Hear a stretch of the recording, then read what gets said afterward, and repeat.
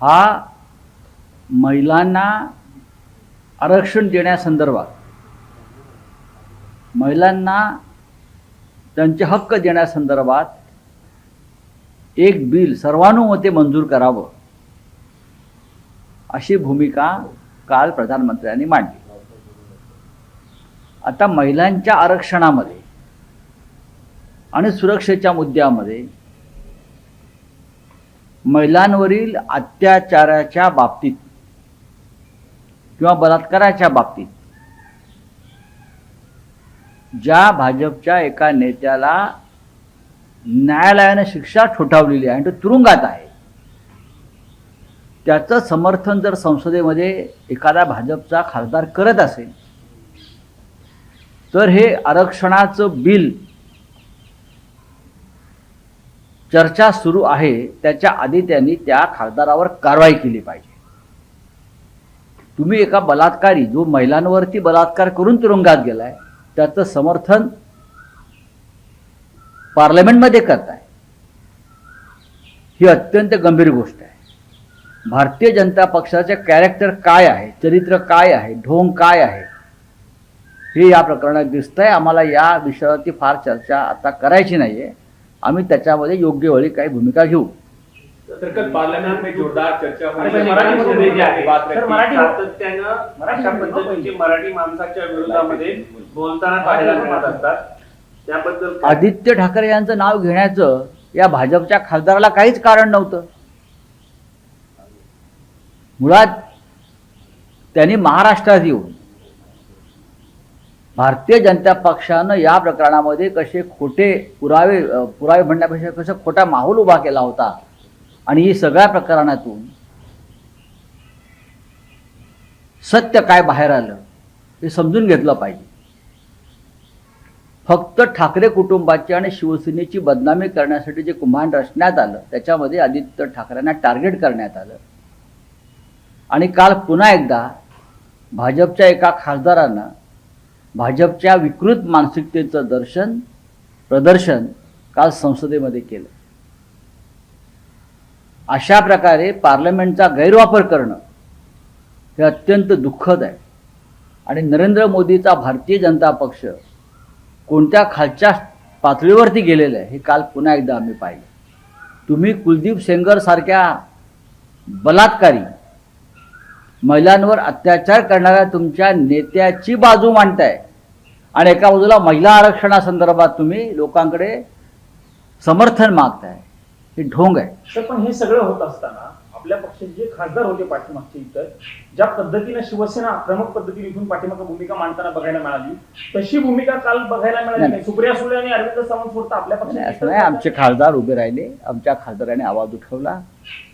सुप्रिया सुळे, अरविंद सावंत, अनिल देसाई हे सगळे खासदार तिथे उपस्थित होते. मी स्वतः हे पाहत होतो आणि त्यानंतर तो दुबे थंड बसला. लक्षात घ्या, आपण पाहिलं असेल दुबे नंतर उठला. भूमिका होती अरविंद सावंतांची ती केली नाही, त्यांनी माफी मागितली नाही. ठीक आहे, पाहू ना. बघा, या दुबेनं पंडित नेहरू, इंदिरा गांधी, राहुल गांधी, राजीव गांधी अशा अनेक महान विभूतींवरती अशा प्रकारे चिखलफेक केलेली. आधी तुमचं अंतरंग काय आहे आणि तुमचा पक्ष काय आहे ते समजून घ्या. तर महाराष्ट्राच्या नेत्याबद्दल काय बाकीचे राज्यातील नेते आहेत पण निशिकांत दुबे नेहमी अशा पद्धतीने विधानं करतात आणि केंद्र सरकारकडनं किंवा लोकसभा अध्यक्षांकडनं त्यांच्यावरती कुठली कारवाई होत नाही. असे काही भुंकणारे कुत्रे पाळून ठेवले आहेत भाजपनं मराठी माणसावर भुंकण्यासाठी. लाज वाटली पाहिजे या महाराष्ट्राच्या भाजपच्या मराठी नेत्यांना. जर दुसऱ्या एखाद्या भाजपच्या मराठी नेत्यांवरती अशा प्रकारे जर आक्रमण कोणी केलं असतं तर आम्ही उभे राहिलो असतो.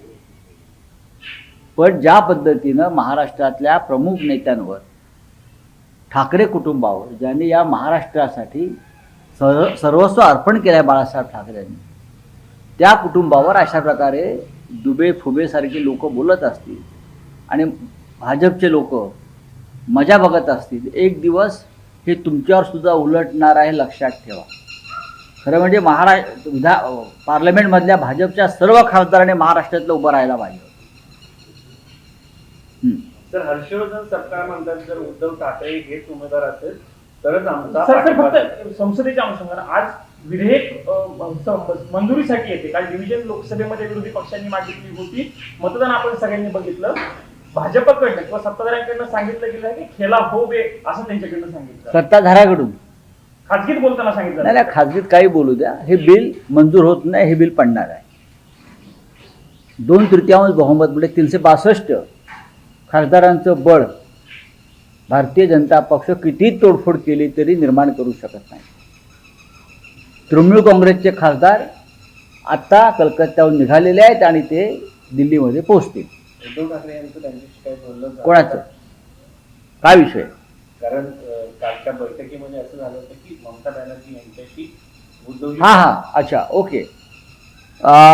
ममता बॅनर्जी यांच्याशी संवाद झालेला आहे आणि आम्ही सगळ्यांनीच त्यांना विनंती केली, उद्धवजींनी विनंती केली आणि शेवटी जे वातावरण दिल्लीतलं पाहता ममता बॅनर्जी त्यांच्या पक्षाचे खासदार दिल्लीला आज मतदानासाठी पाठवतात. अनेक लोकांच्या मनात ही शंका आहे की वॉकआउट केलं जाऊ शकतं विरोधकांकडनं आणि हे बिल पास होऊ शकतं. मला असं वाटत नाही. तुमच्या पक्ष आत्ता ह्या क्षणी 10 वाजता विरोधी पक्षनेते खरगे साहेब यांच्याकडे बैठक आहे आणि त्या बैठकीमध्ये पुढली दिशा ठरेल. सर, हर्षवर्धन सपकाळ असं म्हणतात की उद्धव ठाकरे हेच जर उमेदवार असतील तर आम्ही उमेदवारांना त्यांना पाठिंबा देऊ, अन्यथा आम्हाला उमेदवारी मिळेल परिषदेसाठी. नाही विरोधी पक्षाचा एकच उमेदवार विधान परिषदेवर जाईल. माझ्या माहितीनुसार किंवा मला जे काय समजते त्यानुसार माजी मुख्यमंत्री उद्धव ठाकरे हे जर पुन्हा उमेदवार असतील तर ही निवडणूक बिनविरोध होऊ शकेल, जसं शरद पवारांच्या बाबतीत झालं. एवढंच मला माहिती आहे. आता महाविकास आघाडीकडून खास करून शिवसेनेकडून काय भूमिका घ्यायची या संदर्भात आम्ही महाराष्ट्रात बसून 1-2 दिवसात निर्णय घेऊ. काँग्रेसचे जे उमेदवार होते जे निवृत्त होत आहेत, राठोड म्हणून आहेत, राजेश, ते दिल्लीत आहेत आणि ते पक्ष सचिवांची भेट घेत आहेत. ते म्हणतात की बंजारा समाजाला महाविकास आघाडीला निश्चित बंजारा समाजाचे मतदान मिळतं, तर बंजारा समाजाला उमेदवारी मिळेल. ठीक है, तो त्यांचा पक्ष है. बोलिए क्या है आपका भाई? सर, कल जोरदार बहस हुई दोनों बिल के ऊपर. प्राइम मिनिस्टर ने कहा कि जो भी इस बिल का विरोध करेगा उसको राजनीतिक नुकसान झेलना पड़ेगा. देखिए ये धमकियां मत देना. ये प्राइम मिनिस्टर जो एक धमकियां दे रहे हैं ना, अगर आप सपोर्ट नहीं करेंगे तो ये होगा, नुकसान होगा. अगर हिम्मत है बीजेपी सरकारों में तो चुनाव से पहले आप जो महिलाओं को जो योजनाएं देते हैं ना, 10,000 रुपया उनके खाते में भेजते हो, फिर महाराष्ट्र में लाडली बहन से 2-2 हज़ार देते हो, ये बंद करो. आपको कितने वोट मिलते हैं महिलाओं के पता चलेगा आरक्षण के बाद भी. ये जो खुराक आप दे रहे हो ना, करप्शन सरकारी पैसों से महिलाओं को, वो बंद करके दिखाइए. फिर आपको पता चलेगा महिलाएं आपके साथ, आपके पीछे, आपके पार्टी में कितने हैं, कितने आपको वोट कर रहे हैं. ये सब पैसों का खेल चल रहा है. महिलाओं को जो वोट जो खरीद रहे हैं ना, महाराष्ट्र से लेकर पूरे देश में, लाडली बहन योजना, लाड़की बहन योजना, कभी बिहार में खाते में 10-10 हज़ार महिलाओं के चुनाव से पहले 2 दिन भेजते हो, उससे आपको महिलाओं के वोट मिलते हैं. आप ये बंद करने की हिम्मत दिखाइए. सर, आपका और विरोध है? आपके पार्टी का विरोध है? आप ये दिखाइए और चुनाव में जाइए, फिर आपको पता चलेगा कितनी महिलाएं आपको मन से वोट देती है. श्रीकांत दुबे ने सर आदित्य ठाकरे को घसीटा. उन्होंने कहा है कि महिलाओं का ये घसीटा है ना, ये गंभीर आरोप लगाया है सर. कोई गंभीर आरोप नहीं है. कौन सा आरोप है? हमारे सांसद अरविंद सावंत ने जो महिला आरक्षण के ऊपर भाषण दे रहे थे, वो महिला सुरक्षा के ऊपर बोल रहे थे कि भारतीय जनता पार्टी में क्या हो, कुलदीप सेंगर जैसे जो लोग हैं, विधायक थे, महिलाओं के ऊपर अत्याचार बलात्कार किया और जेल में चले गए, और आप लोग आरक्षण की बात करते हो, उसमें क्या गलत है? उसको कोर्ट ने पनिशमेंट दिया है. और वो बात अरविंद सावंत जी कहते हैं तो उसमें दुबे जी को उठने की जरूरत नहीं थी ना.